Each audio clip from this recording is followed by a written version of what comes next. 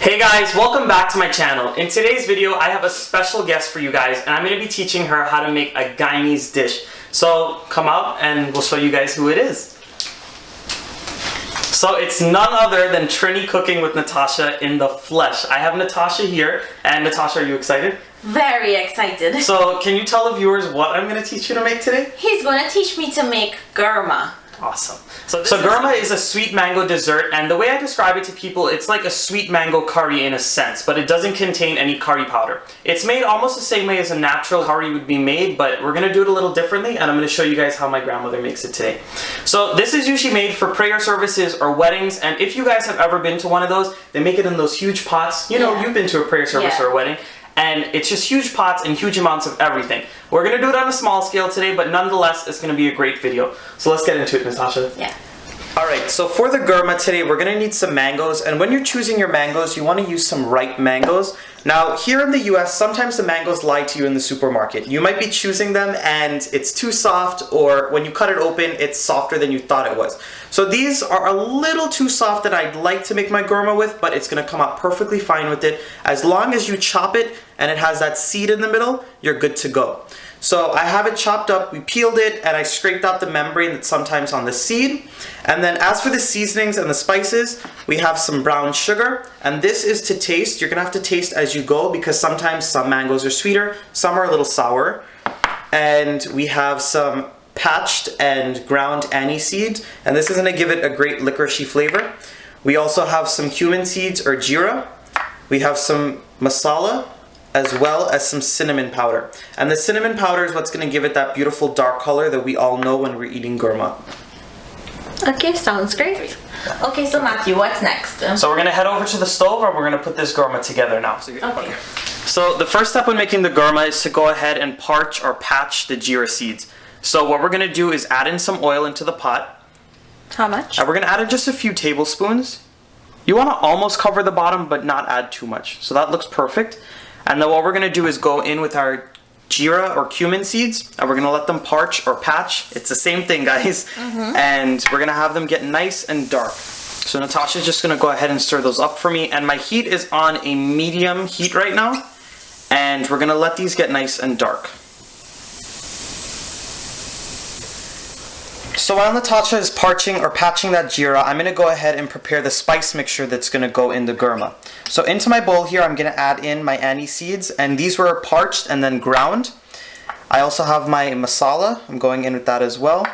And I'm going in with all of my cinnamon powder. So usually when I make curry, you guys might see that I add some water in to make a paste, and then we fry this up and add in our meat or whatever vegetables we're cooking. But with the mango, you cannot add water because the mango is going to turn slimy when you add the spices in. So we add them in dry, and then we go top it with the mango.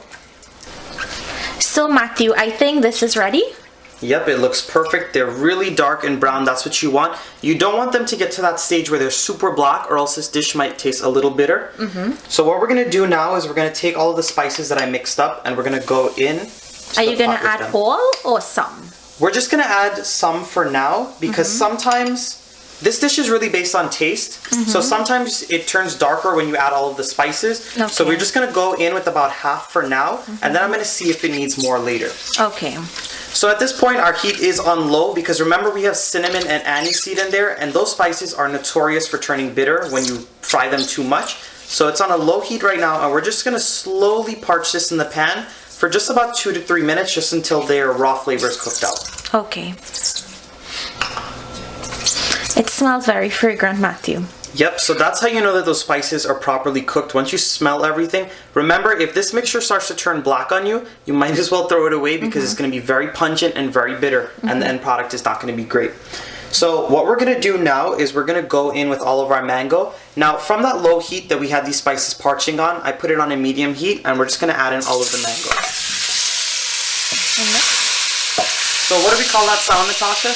Chunky. So we're going to go ahead and stir it up and just get it coated in all of those spices.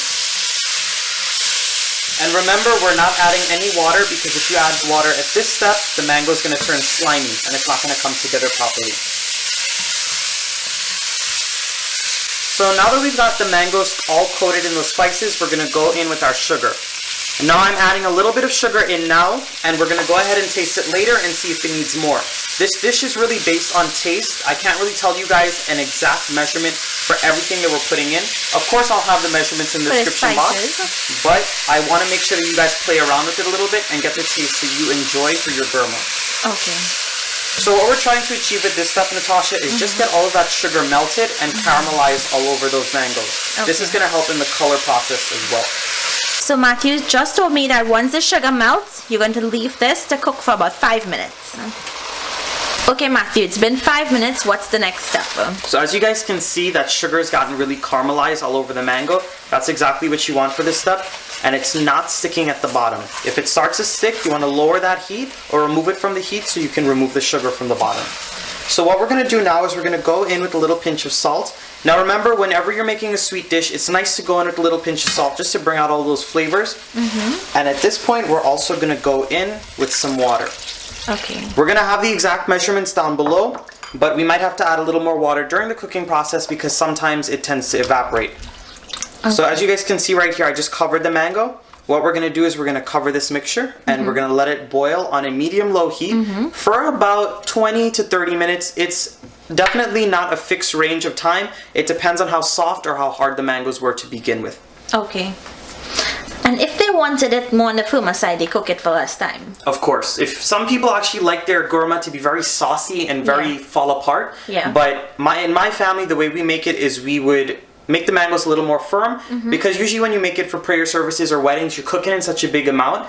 Remember that heat from all of that big pot, it's going to keep cooking that mango and it's going to get more and more mushy. So we undercook it just a little bit so this way the residual heat will cook it and by the time it's ready to serve, it's perfect. Okay, good. Alright guys, so I forgot to mention, but we're just going to add in a cinnamon stick. This is also going to help infuse it with some more cinnamon flavor. That's really the main spice of this dish. So we're just going to stir that in, cover it, and let it cook. So every couple of minutes you want to go in and stir that gurma just to make sure nothing's sticking and the liquid content is alright in there. So this is a good enough liquid for now. If I need to add more a little later, I will. What you're trying to achieve is for that mango to be tender on the inside and get just a little mushy. So we're going to keep it covered, we're going to keep cooking it, and we'll keep stirring it every so often so it doesn't burn.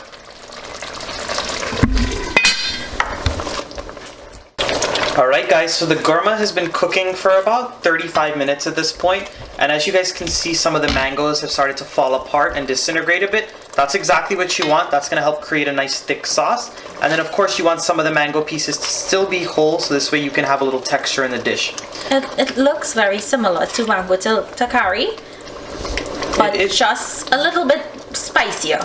Yeah, it's a little different. It just doesn't have the curry powder if you guys add that or the char masala. So it's a little different in that aspect, and this is a sweet dish, so we wouldn't eat it with other curries or anything like that. So this is done. We're gonna go ahead and dish it up and we're gonna try it out for you guys. Okay, I'm excited to taste it. So guys, the gurma is finished. Now I'm gonna give it a taste. Now, this is Natasha's first time eating gurma, so I hope she really likes it. And he's serving it with paratha roti, which you'll find the recipe on his channel. You can also eat it with puri or sohari. You could also eat it with just a spoon by itself. It's great like that as well. Is it good? It's really good. Awesome, awesome. So guys, this tastes very similar to mango curry. Same wheelhouse, just this one has a little more cinnamon. So make sure you guys give this a try. Make it, let me know if you like it. Let Matthew know what you think. Make sure and subscribe to his channel. And make sure and make this. Also give this video a nice big thumbs up. Yes, and share. Now, if you guys make it, don't forget to tag him on Instagram. Definitely. Thank you Natasha, so much. I'm glad you enjoyed it. I'm gonna sit and I'm gonna finish this plate. Thank you so much. Alright, you're welcome. Bye guys. Bye.